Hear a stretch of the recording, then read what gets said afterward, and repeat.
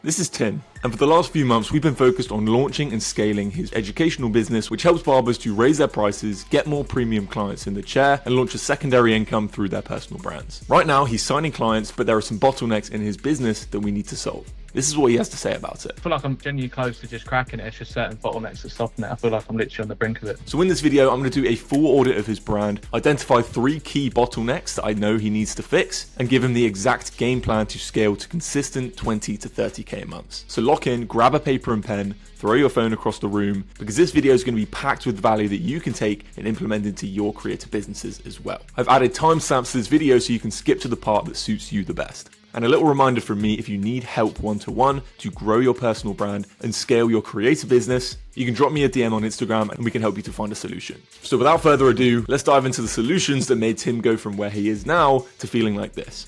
Yeah, exactly that. Yeah, so like I said, today I kind of want to do like a bit of an audit in terms of your content, in terms of your offer, in terms of your positioning, etc. We're only a few tweaks away from it sort of being there, and I think we just need to kind of dial in everything so we're a lot sort of clearer. So in terms of the new account, what have you been doing there? What's been the sort of progress on that? I actually had a call this morning. I signed the client this morning. Oh, quality. Yeah, got him literally on board at like 10. How much did they pay up front this morning? Paid the whole thing. They paid the full thing. Quality.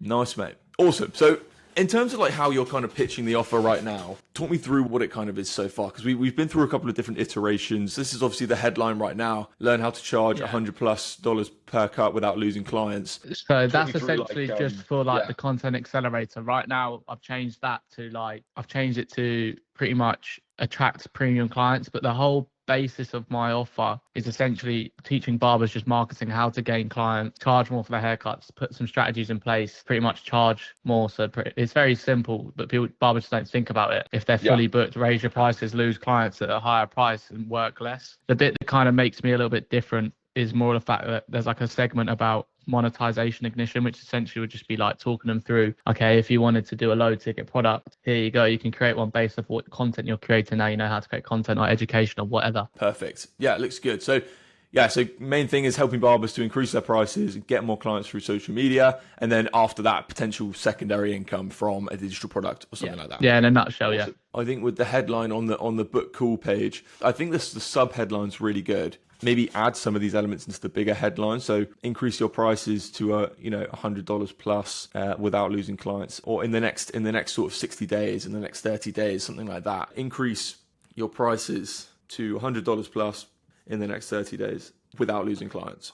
And then with the bit at the top where it's like barbers, maybe we could get a bit more specific on like what kind of barbers. Barbers like in general like is quite a broad kind of niche. Is there like a specific type of barber that you are aiming for at the moment? If you think about like your past self, like beginner barbers, experienced barbers. Yeah, I wouldn't even know. Like I remember when I went to like the salon I used to work in, they always used to call us like men's hairdressers, but I would never put that on like a men's hairdressing because that just sounds mad. There's some guy who does it. It's called like the new era of barbering. So you could potentially look at something that's like the new wave type thing. So it's like almost like building a path. Like kind of whole thing that I'm going for, like with the messaging, is building barberpreneurs. So I don't know if that could be swung into everything, because like that's kind of like a little thing within the messaging within like my content is like building barberpreneurs. You could have like entrepreneurial barbers, content-based barbers, something like that. I feel like it would just dial it in a little bit more, because, you know, with the messaging, the whole idea with messaging is that we are A, attracting the right people, but we're B, rejecting the wrong people. So for example, you don't really want a barber who's maybe literally just graduated from college, who has got no money in the door, they've got no clients. You don't really want them booking in a call with you, because they're going to kind of struggle to afford what you've got for sale. We could potentially talk about a downsell. We want to have a conversation about the different layers of monetization today as well. But with booking calls and with this specific landing page, we want the messaging to be more directed towards experienced barbers who understand the power of content, understand that they need to change the specifics, like their pricing, like the type of client they're attracting, as opposed to a beginner who is just trying to get anyone they can in the chair. Makes sense? Yeah. Cool. So you could potentially think about this headline here. So maybe like entrepreneurial barbers, content-led barbers, something like that, right? Because that's something that's going to speak to the people we want to speak to. That's just a small tweak for the landing page. This isn't like the be all and end all, but these are like small things that are going to help out. In terms of what we've done so far, right, the basics are already there. So essentially, your Instagram profile, they're kind of optimized, right? They're optimized for the type of person we want to bring in. We've also got the YouTube content there, which is going to pre-sell on our behalf. So essentially, like there are people on your page right now. There's 80,000 people on your page right now. There's 100% people who want to buy. It's a matter now of getting them to watch the YouTube content and reaching out to them with a setter. That's like the main thing that's going to bridge us from where you're at now to those 20, 30K months, right? So there's three bottlenecks that I think you have right now. I think it's mainly to do with these three things. So the amount of traffic you're generating, right? So the amount of qualified traffic you're generating, the actual organic customer journey. So guiding people through the journey, right? I'll talk how we can kind of patch that up today. So actually getting people from visiting your profile, dropping your follow, to then watching your content, to then booking in a call, right? So that actual journey throughout. And then extracting buyers from your audience consistently. The main things we want to really focus on patching up. So the way we want to do this is obviously generating more traffic is going to be coming down to the content and the types of messaging we're using in the content, the type of content you're putting out, as well as potentially boosting some content, running some ads as well, okay, to your profile. B, creating that organic customer journey. So getting people from discovering your profile through to understanding your offer, understanding you, etc., and then booking in a call. Call to actions in stories, okay? Call to actions in content, call to actions in YouTube content, and installing that DM setter. All right, that's going to be how we're going to get people through that journey. Does that make sense? Yeah. And then, like I said, the volume of call to actions we're putting out, what they are, and obviously getting that setter in as well. Okay. And then we can also have a little chat about the ads too, and potentially some email stuff too. Way we're going to fix these things is going to be with the positioning. So I want to run over the positioning. We've briefly talked about it with sort of the landing page and the copy on there, but we'll dive into it a bit deeper. The content you're putting out on Instagram and YouTube, and then those sort of content systems and cadence and stuff like that. All right. So with your current pricing, did you move from 2.4 to 3, or are you still at 2.4? Still at 2.4. Still at 2.4. Cool. That's good, especially if you've got people willing to like pay in full. I think that's great. And then your current low ticket is 49, isn't it? So around there. It's 59, and then I've done like a 10% 59. Discount.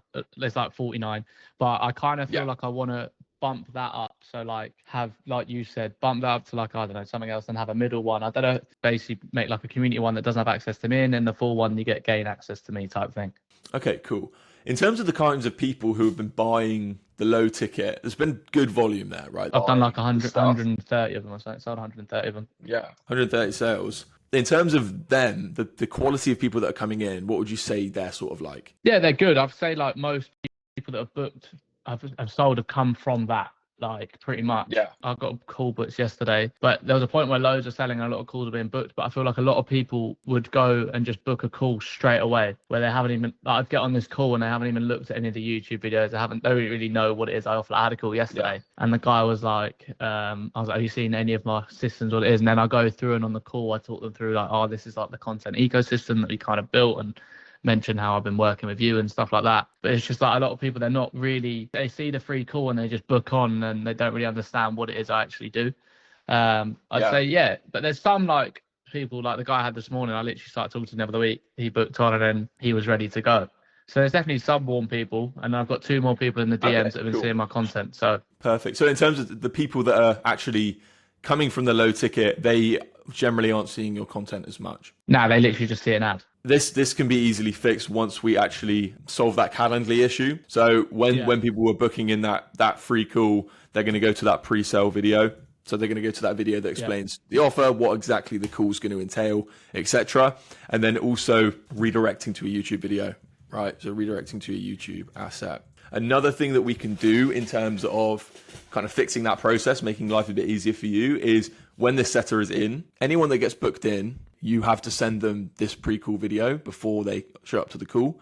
You have to send them a YouTube asset that relates to their pain as well prior to them showing up to the call. So it's going to make sure that when they're on the call, you're not starting from scratch. That's the whole reason we create these kind of content assets, is so that you're not starting from scratch on every sales call, and they already have a decent understanding of that. Yeah, that's one thing I have found. It's like most calls I'm on, they don't have a clue of what it is I actually do. Exactly. So that's something that, like, especially when they're coming from the low ticket, they're seeing an ad, they're seeing the product, and then they're going to the to booking in the call. So we need to make sure there's a post-call process process where they are seeing those content assets as well. So that's not a problem either. We can get that set up. But yeah, overall, the kind of quality of traffic coming from these low tickets, they are the kinds of people you would want to upsell to the. Yeah, for sure. There's some people, like a lot of people, it's like they're making content, but they don't really have a clue what they're doing. And I'd say, yeah, the quality of people are good. There's definitely some people on there that you think, like, they just bought it on, and then that's not someone that I'm going to get on board. But there's definitely some people, and like, I have messages all the time, and it's starting to work. I find like the content's going. Like,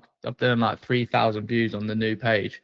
And I think it's good to kind of keep it. Like, I like posting on my page, but doing it on both, just because the people that follow, it's just like, I know I can go talk to them. And it's, So yeah, the quality of people are okay. I wouldn't say it's the best. All right, cool. So I think there's a couple of things you could kind of do to improve the traffic on the low ticket sales. Either we can go ahead and raise the price a little bit. Okay. Obviously that's going to mean your ad spend's still going to liquidate itself, right? So even if you're not making as much profit, it means that the sales you are making are going to be higher quality. So that means that the leads there are going to be higher quality. You're going to be, there's probably going to be a higher chance of you upselling them, right? So raise the price means higher quality, more disposable income. Secondly, we just tweak the ads messaging a little bit to be a bit more specific towards the type of people you want to attract. So I'm about to record a testimonial. I was going to talk to you about it to get some questions with this student, George. I was going to use that as a YouTube video. I just needed to basically just structure it and what we're going to talk about. And then I was going to create a YouTube video basically around just the filming process, just record me filming a haircut. Sweet. Yeah, I think the way you could do that is kind of frame it as almost like a day in the life sort of thing. And when we're making these YouTube videos from now on, this is something I'm going to go through in a second. I think they need to fall into one of three buckets really. Proof content, so proof that, you know, your clients have got results, that you get results, etc. So, for example, it might be you showing you booking in a client for getting paid $100 for a cut or something like that, or showing you get a low ticket sales for your business while during a day in the life video, you're cutting hair, and then afterwards you check your Stripe and you've got sales from low tickets or something like that, right? So proof that you're making it happen, proof that your clients are getting results as well. So you need to include that in YouTube content. Also, obviously, just like value, you could frame that kind of filming video as like, you know, showing the lighting setup, showing the angles, showing like, it could be almost like a tutorial style thing. I was gonna do that and then do like a second episode about editing. So it's like a two-parter. So it'd be like taking the filming section and how to set it up. And then the second part would be like, right, now we've done this. Now we're going to learn how to edit it to captivate the audience. Perfect. And then that's kind of like the two parts to that I was going to say. Yeah, that could be great. That would be great. And then even like a great thing to do would be like posting it and then showing the results with the clip as well, or like showing you teaching it to a student and then showing the results they get as well. The more like proof, value, and personality we can show, the better. So like I said, like imagine you kind of frame it as like a day in the life video. You go into the shop, you've got a trim, and they've paid you 75 quid for the trim or $100 for the trim, whatever it is, right? Instantly backs up your claims. Then you go ahead, you set up the lighting, you show you setting up the lighting, and then you show like the footage that you get of the haircut. And then, you know, you show like the filming process during this sort of vlog. Then you go ahead and you check your phone and you've got some low ticket sales while you've been cutting hair. Like it just, you know what it means? It shows like the behind the scenes of how you actually operate. And that's what's going to like get people to think like, yeah, I want to be like operating this way as well, as opposed to you kind of like sitting on a Miro and just explaining it, right? We'll obviously do that content as well because it's valuable content. But if you can show the, like behind the curtain what life's actually like doing it, and then after that cut, right, you go and you show the footage on the screen, and then you show your editing process, you upload it, and then you show the results, and then you show like, oh, and I've just booked in a haircut from that reel, right? You know what I mean? It's like showing like how it all works. I think that could be a day in the life, but like living it. You know what I mean? I think that could be a really good, valuable piece of content. Yeah, that's an awesome piece of content we can make. So first thing, obviously, we've kind of got this sort of sorted out. I feel like your profiles are really, really optimized now. Your YouTube content can do a really good job on your behalf. But like you said, it's about getting enough people from Instagram over to YouTube and then tracking them and having conversations with them, right? So first thing we want to focus on is actually generating attention. So who are we attracting? What does a qualified prospect look like? I want to get super clear on it today.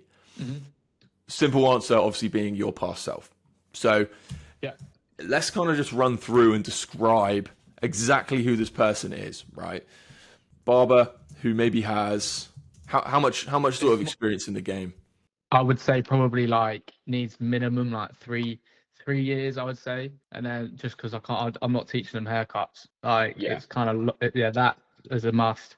And I even say like a year's creating content just so it's not completely new. Yeah, basically, in someone who's undervaluing themselves, like sit there and do a price increase of £2. Like I was speaking to someone in the DM the other day, and he was like, "I've raised my prices by £2," and I was like, I just thought, what the fuck? Like, it doesn't even cover inflation. It genuinely doesn't even cover the cost of living. I think a lot of the time it's like people who want more, as vague as that is. I had a conversation about that. It's like you follow the route of like opening a shop is the only goal, but in hindsight, there's more to it than what meets the eye than just opening a shop. Like having followers has opened up the fact that I can monetize it, I can sell to people or charge prices purely for the fact that I've got a lot of clients coming in, rather than just the goal is, okay, I'm going to be busy, open a shop, and that's me for the next 30 years. So I think it's more like people who actually see barbering as like a business rather than just, okay, it's just a time thing and it's an easy way to make money, because there's a lot of money to be made in it. You just have to market yourself properly. They just don't know how to do it. That's kind of the thing. They know that they need to do the marketing. They just don't know how to do it. That's kind of how I sold myself this morning. It's like, imagine me as your just marketing consultant, barber's marketing consultant. That's kind of the way that I'm going down this. Like, I just signed a client last week who's got like a wicked business. Like he's smashing it, but he wants to go down the route of like education and stuff like that. And I said, YouTube's going to be a massive thing. Like, I think you can show the lifestyle of what you give within your workshops and education, and showing that in a YouTube video is going to be a massive sales factor, and even doing like hair tutorials and stuff like that. So he's a cool client. He's going to be a good one for like a testimonial, just to kind of, he's already got like 12,000 followers. So it's easier to start with that. Yeah, awesome. So just like playing on that like experience. So like say that's like 5K followers minimum. It's like kind of the kind of people we're looking for, right? Experienced in creating content. Let's say 5K followers or thereabouts. If they're posting content, they've got a bit of traction. Has a bit of traction already. So we don't want someone that's never posted a piece of content in their life. And then if we speak to like more specific pain points, like they're wanting to learn to charge $100 a cut, right? Why would they want to do that? So the reason is because they're already booked out and they feel like they've got like a cap on their they're like almost exactly that. Basically, the way I'm shifting my viewpoint to make myself different is everyone's creating content. I don't know if you've seen the barbering videos where they like say to people, your forehead's massive, your wife's going to leave you, bullshit like that. The way that I'm doing it is like, I'm building something more premium than that shit. Not everyone wants to sit there and roast clients and say, oh mate, your wife's going to leave you. Whereas mine's like purely showing the value. I say it to everyone, it's like showing the value provide, the consistency you offer, and like how you can actually attract premium clients and build that sort of space where high paying clients want to sit in there and see that you know your shit, essentially. Yeah, awesome. I think that kind of like enemy angle that we can go going against the grain sort of. A lot of like the mid barbers are like doing the stupid pranks. They're doing the, like mounting their clients and dumb shit like that, right? Yeah. I think that's a good angle we can play on to be like, you're not going to attract Premier League footballers or, for example, by doing that stuff. Really good angle to use. But yeah, a cap on their earnings. Maybe they're like, they're fully booked out, but there's nothing more to aim for. In a video, it was overworked, undervalued, underpaid. Being able to buy back your time. Barbers think that they need to cut more to earn more, when they just need to charge more to cut less to earn more. No, I like it. I think we've got kind of super, like, this is the person we really want to be getting on calls, right? So this is the person we want to get on calls. How do we make that happen, right? We make that happen by creating content that speaks to this pain, this exact pain. This is what's going to attract those people. So for example, let's add some ideas down here. So yeah, deep pain packaged in the right way. So for example, you're never going to get premium clients by squirting them with a water bottle, something like that. That's like something that's like relatable. People understand that in your space. You got to remember like who you're speaking to as well. Like, not just like the person and their pain, but like the space they're in. Like, for example, your algorithm and the content that you watch on a daily basis on your YouTube, on your Instagram, is probably all about marketing, all about barbering, how to get more people in the chair, how to do this sort of stuff. Your ideal client is going to be watching that content too. So when you're making content to bring in new eyeballs, you need to understand that like the context of like the industry. I think you're in a good position in that you've got quite a unique offer. And I'm sure there are other people doing it, but compared to like the marketing space and the, you know, the ad space and the trading space, I feel like it's not as saturated. So I feel like you have got that advantage there for you. I just wrote down some pain points before the call, just to kind of test the water. Obviously, you know this stuff better than I do, but you know, I can't raise my prices without losing regulars. Might be a common pain point. Is that a right one? Just just like the fear of losing clients. That's kind of like a massive one that I speak to everyone. It's like everyone's scared to raise their prices, and the fact they lose clients, they don't get their head around that they lose them, they gain new clients at that price point. Cool. So fear of losing clients. In order to earn more, they need to spend more time behind the chair. Everyone thinks that just the best way to earn 10 grand a month is by working 18 hours a day behind the chair, when in fact you could, I could show like the breakdown of like, if you charge more, you do this and that. I think that could be a really good story sequence, actually. I'm going to run through that with you in a second, but a good story sequence that you can do is like a breakdown of the numbers. So for example, something that I might run for my offer would be like the 7-hour rule. You could either do that with, the top of my head, but a fuck ton of short form reels, or you could do it with 5 or 6 long form videos, right? And you kind of show the numbers, you show the wasted time that would have been like editing those reels versus making the YouTube videos.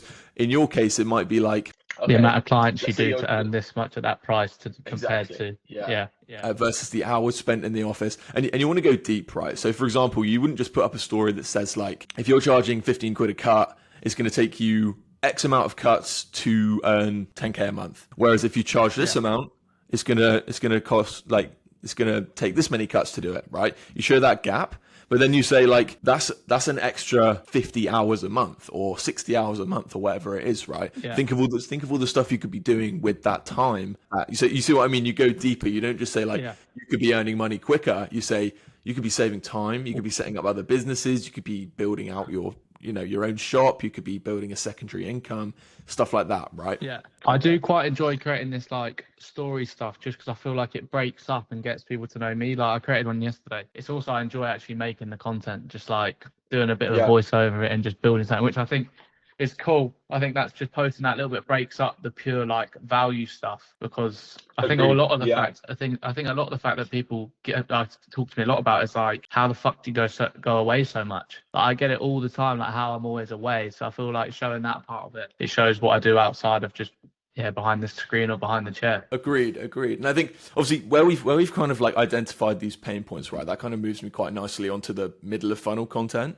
So once you've brought people in via reels or via ads, they're going to be following you, right? So they're kind of in your audience. It's a matter of what do we do next? And that ties in really well to what you've just said. So you got to think about it. When people come to Instagram, they don't necessarily come to learn, right? They don't come to knuckle down and take notes and like, try and learn something, right? They come to scroll, to be entertained. So when we're making this middle of funnel content, I want you to do it in that sort of format, right? I'll go through the exact format, but the key things we want to do is kind of create paradigm shifts. So for example, if someone's stressed about, I can't raise my prices without losing clients, right? You tell a story that changes their way of thinking about that, right? So for example, I used to think that if I raised my prices to $100 a cut, I'd lose all my clients. Flash forward to now, obviously I haven't, and I'm earning more than I ever have. Here's exactly how I did it. That kind of storytelling, that kind of content is going to, change the way they think about their problems, positioning you as like that authority figure, but it's also going to give them an insight into your experience, going to tell your story a bit. So hitting the nail on the head with one of these like super specific pain points, right? That have come up on calls and in coaching calls and stuff like that, right? Providing a unique solution, right? So providing like and not just like a solution like, you should do this, but be like, this is what I did to fix this problem. Right. So instead of saying, because like anyone could go on ChatGPT, type in, entrepreneurial barbers pain points, and then give me the solution. Anyone could go ahead and say that. The difference here is, and it's going to become increasingly more important over the next few years, is showing that you've been there and done it. So identifying a core pain point that your clients are telling you, showing how you solved it, like give your own insight as to how you solved it. Yeah. Or you can either do it like how I did it, or you can do it like how I took my client from X to Y, right? Yeah. So I think when you're saying about sort of like the stories and stuff like that, going on holiday. Like a good example for that might be, I used to think that I had to spend more time in the shop to earn more money. Fast forward to now, I've taken 6 holidays in the last 3 months, whatever it is, and I'm earning more from my barberpreneur business than ever. Something like that, which sets it up nicely. It shows that you've done it. And then the key thing from these videos is, like I said, creating those kind of paradigm shifts. So changing the ways people think, getting them to know you as a coach and a creator. So sharing those stories, sharing that experience that you've had, and getting them to understand the value of your offer. So by creating that shift, by letting them know your story a bit, you're helping them to understand the value of the offer. You're showing like behind the scenes a little bit. And the sort of the call to actions for the majority of these middle of funnel pieces of content is going to be pushing them down to the YouTube. So pushing them to those YouTube assets. In level 2, in brand genesis, there's a bunch of different formats for the content that you can make for this middle of funnel section. I'll also obviously run through, I'll send you this page as well. So you have these ideas. And I like you said, I really like the idea of you positioning yourself as barber's marketing consultant. I actually think that's a really good idea. Yeah, I think that in your bio, the barber's marketing consultant could be like that's fire. I really like that. Actually, put that in. Yeah, the bit where it says the old scaling barbers thing.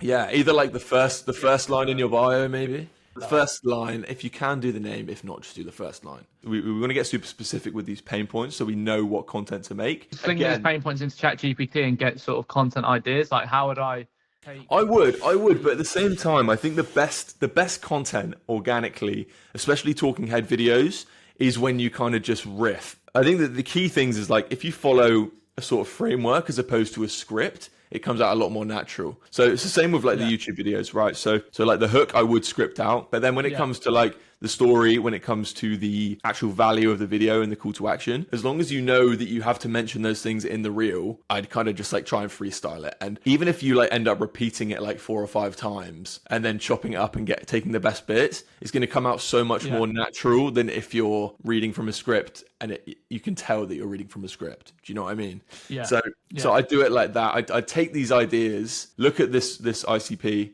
okay, identify key problems, look back at like call recordings, sales calls that maybe didn't close, coaching calls, identify the key problems. Something you can do is copy the transcript from your Fathom recordings into ChatGPT and get it to identify key pain points and then use them as ideas for your top of funnel content. All right. Is the structure on this doc as well on how to structure the reels? Is there like a... I can type it out. Structure, hook, targeting, key pain. Right, the specific pain. So when I say deep pain, I mean like pain that literally only really applies to your target avatar, to this person. Don't use a hook that could also apply to a complete beginner. So like if you're writing out the hook and you're like, okay, this could literally apply to any barber or like anyone really that wants to make money online, then it's too broad, right? I would make it to the point where it's like it's speaking directly to this person. And then everyone that follows from this content is going to be that kind of person. Weave in story about your past experience, showing where you were in relation to this pain, showing how you overcame it, and then we're going to go reveal the value. So reveal the value, how you actually overcame it, and then CTA to longer form. Would you say try and make these videos like no longer than a minute? Because I find sometimes the videos are well long. I feel like the sweet spot is about 45 to 60 seconds, just because I feel like any longer than that and people lose interest. Some of those split screen reels I've been doing recently, so they've been doing well, some of them, but like once they get over like I did one that was like 2 minutes the other day and it just really didn't perform at all because people just lose interest. But I try and keep it short and sweet, and then because again, when people are on Instagram, they're scrolling. They're not in a locked in kind of frame of mind. So the quicker you can grab their attention, identify their pain, show that you've overcome it, and then say, I've got the solution. If you want it, watch longer form content. If we can do that in 45 to 60 seconds, that's ideally what we want to do. And what I want you to do, again, is for this sort of top of funnel content, I want you to go through and identify maybe like 10 of these reels, right? That really specifically target pain. And when we can see the best performers, we can boost them. This is going to essentially fix the sort of traffic coming in, this sort of top of funnel area. So the traffic coming in, this is what we need to fix to make that. All right. Yeah. Once we've done that, when we're in the middle of funnel content, we want to be doing more content to kind of create those paradigm shifts, to get to know you as a creator, okay, on YouTube and Instagram. Maybe, like we said, we can do some of those vlogs. We can do some more, value videos. We can do some more like client breakdowns. Client interviews are going to be a great way to kind of do that as well. So when we're talking about paradigm shifts, showing proof, if you can get a client transformation story interview, that's going to be a really good way of doing it too. Yeah, and again, like I want you to be really on it with stories too. So it's something I need to do. I feel like making them takes ages as well. Doing them like Canva and that, it takes ages. It does, mate. Yeah, I mean that's probably like the biggest bottleneck for me at the moment as well is stories. Best way I've found to kind of overcome it, batching it. So again, in the school, there's an SOP for like a weekly flow of stories. If you go ahead and use that, either ideate them all in one sitting. You can generate them with GPT, but when you're consistent with stories, right? At the start we were talking about extracting buyers from your audience consistently. What happens when you're consistent with content and you're consistent with stories is it gives your audience so many more opportunities to reveal themselves. Yeah. It's very, very like rare that someone will just message you out of the blue and say, yo, I want to join your program for $3,000 or $4,000, whatever it is. What you want to do is kind of meet them where they're at. So for example, if we look at our sort of funnel here, right, where are the opportunities to actually book in a call? We've got the YouTube description right now, and we've got content, and that's about it. To book in calls. What we really want is consistent stories. So every single day, giving people the opportunity to vote on a poll or reply to your story or do these things, opt in for a lead magnet or a YouTube video, right? Getting these interested prospects to reveal themselves to you on a regular basis. That's when the setter can come in and initiate those conversations. That's when more people are going to be pushed to the YouTube videos where they can book in a call from there. But the more consistent we are with content, top of funnel, nurturing, stories, the more we're going to get them to these extraction points in the DMs and at the YouTube description. Does that kind of make sense? Yeah, awesome. Kind of understand that. In terms of volume, we need more volume. All right. So volume of stories, content needs to be going out consistently to generate that traffic. Like we said, get those kind of 10 reel buffer sorted. Okay. I think you've got good YouTube content at the moment to kind of push people to stay consistent with that.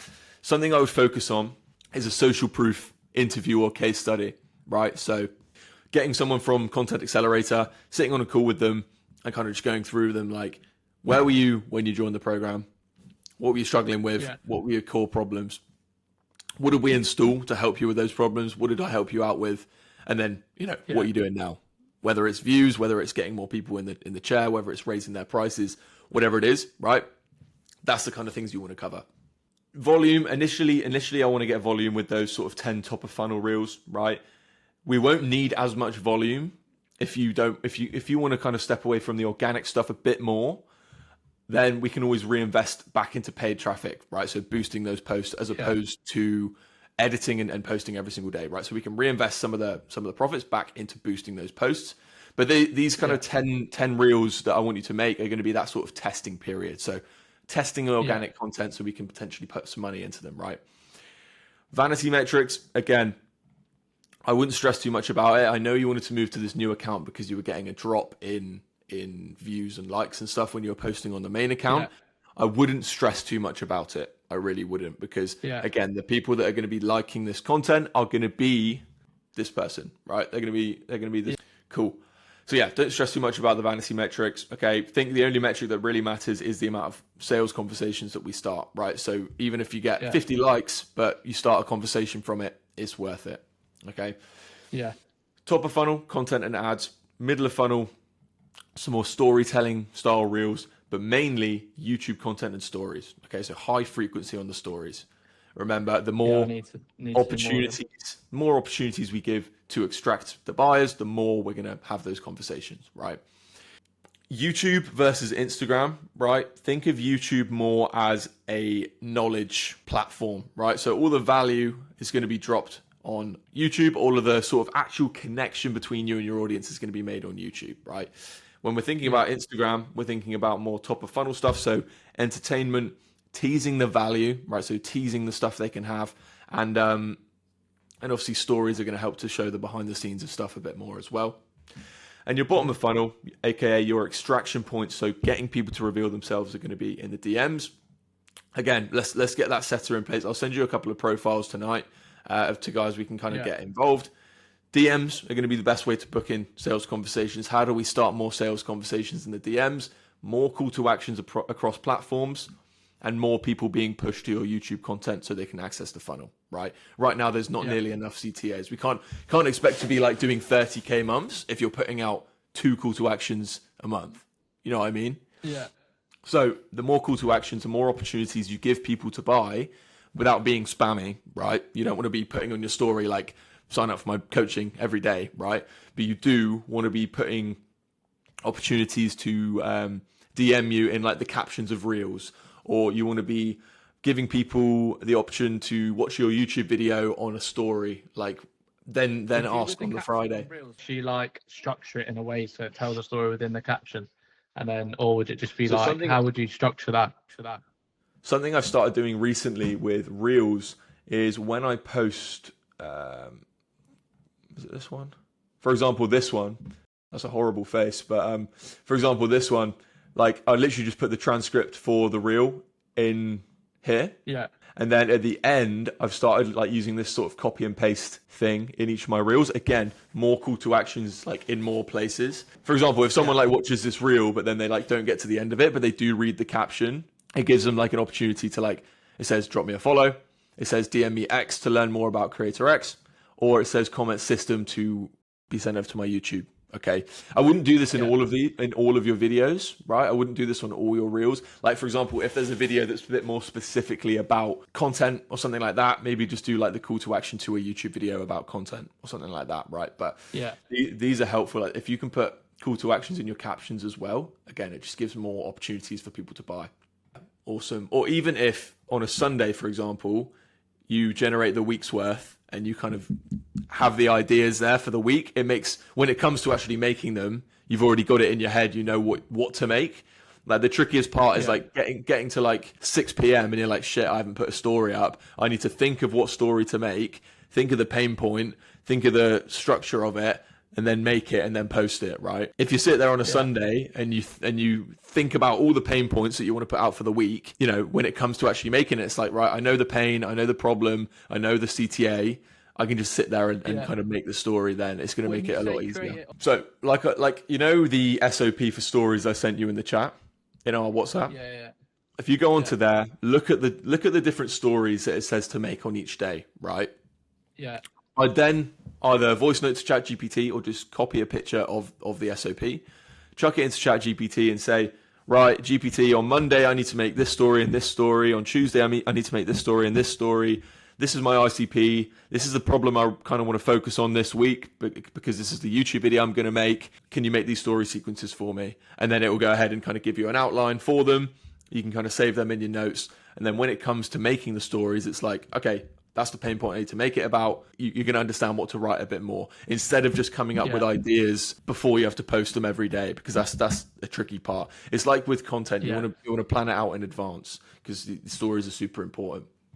Do you structure your days? Like, how do you structure your time, I guess? Like, do you have like a plan that you actually follow? Yeah. So a key thing that I do is for content.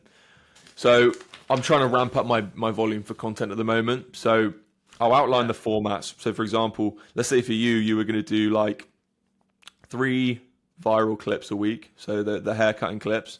You're going to do 4 talking heads, right? And then maybe you're going to do like one YouTube video. You have 7 story sequences, right? Let's say that's your content for the week. I'd sit down on the Sunday, outline that, and be like, right, 3 viral clips. I know I've got this footage for this, and this. Okay, I can go ahead and I know what they're going to look like. Then talking heads. Okay, think about the pain points. So I've got 4 pain points there. Let me turn them into hooks. Yeah. Okay. Then with the YouTube, plan out the YouTube using the framework that's in the school, right? Then you've got that script there. And then with the story sequences again, now you know what content you're going to be posting during the week, right? So you're like, okay, I've got this YouTube video going out on Wednesday. I've got these reels going out. I've got these pain points that I'm talking to. Generate my stories for the week, all right? Yeah. So now you've got all those ideas there. So you can bulk record You can record the YouTube video and the talking heads in one sitting, really, if you've got the time, or maybe just do the reels and then do the YouTube the next day or something. Yeah. But in terms of planning out, like from a content standpoint on a weekly basis, I try and get all the ideation done in one sitting. The hardest thing for me is trying to get into that like creative mode when you're busy.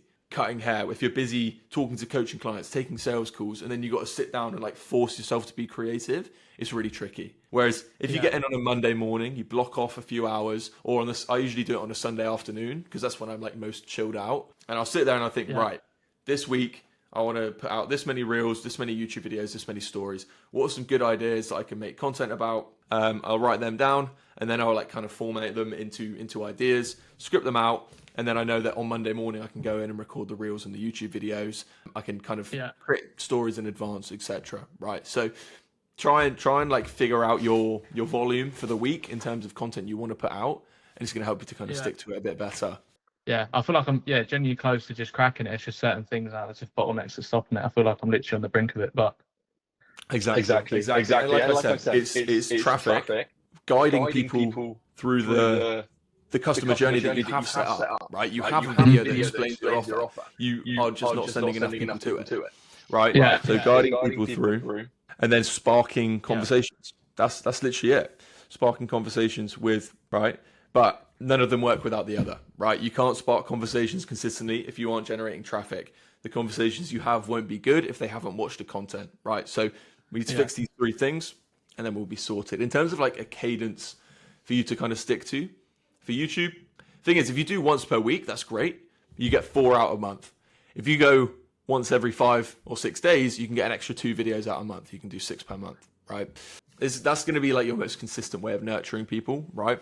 Do a mixture of sort of the sales letters, so like the Miro value videos, raw talking videos, so like the day in the life stuff we talked about, where you're showing your actual day, and sort of creating those paradigm shifts as well. I'll send you a SOP for some really good value YouTube videos that I've been using recently. Stories, again, daily. Plan them out in advance, but get them out daily. And then also with that lead magnet, once you create that lead magnet, we'll go through and I'll show you how we can set that up to be like play a bigger role in what you're doing. But for now, story consistency, reels times, let's go 10. Social proof case study and breakdown. We've done that. And then like a day in the live video, okay? And then we'll get a setter in. And that's going to sort of solve a lot of the problems, to be honest. Generating traffic, having a setter in, and consistency on YouTube and stories. That's going to solve a lot of the problems. I feel like I'm very close to taking another day off out of the salon, and it just gives you more time, because at the moment I've got Sunday, Monday, Tuesday, but Sundays with my girlfriend, so it's kind of like tough. I've done like nearly 6K, so it's definitely on the way.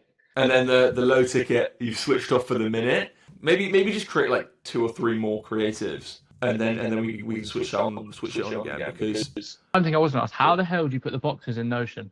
You see like these little grey boxes. Oh yeah. So you just go / call out. Okay, fuck. I was trying to figure that out for ages. Yeah, I know. I had to Google it. You can change the colour and stuff. It's quite. Yeah, makes life easier trying to break it down. All right, sweet. But yeah, I'll fire this over to you, mate. Crack on. Any questions, let me know. And once you've done the 10 to 10 scripts, I want to see how you've done them, because I want you to do them a bit more naturally. So yeah, send them across to me. I'll have a look at them, and then we can get to filming.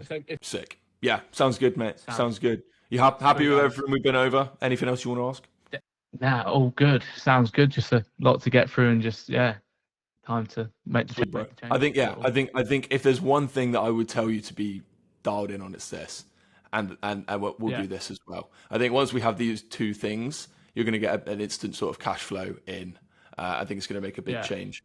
Let's get it done. Let's catch up next week. And have a good time in Spain. Sound. Cheers, mate. See you later. Sweet, bro. Have a good one.